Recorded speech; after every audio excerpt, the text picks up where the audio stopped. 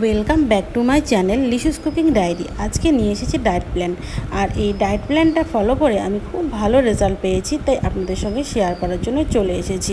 তার জন্য প্রথম সকালবেলা আমি 7টা থেকে 7:30টার মধ্যে নিয়ে নিচ্ছি লাল চা, যেটার জন্য আমি শুধুমাত্র আদা আর চা পাতা ইউজ করেছি, কোনো রকম চিনি ছাড়াই। আর এই চায়ের সঙ্গে আমি কোনো রকম কুকিজও প্রেফার করি না।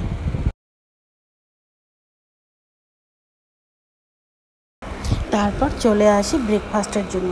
ব্রেকফাস্টে আমি ওটসটা নিই, তবে ওটসটা একই রকমভাবে খাই না, এক এক দিন এক এক রকমভাবে বানিয়ে খাই। যেমন আজকে নিয়েছি ওটসের চিলা। ওটসের চিলা রেসিপি আমার চ্যানেলে দেওয়া রয়েছে, আপনারা চাইলে একবার দেখে নিতে পারেন। হ্যাঁ, তবে এরই মধ্যে বলি, আমি ব্রেকফাস্টটা 9টা থেকে 9:30টার মধ্যেই শেষ করে নিই।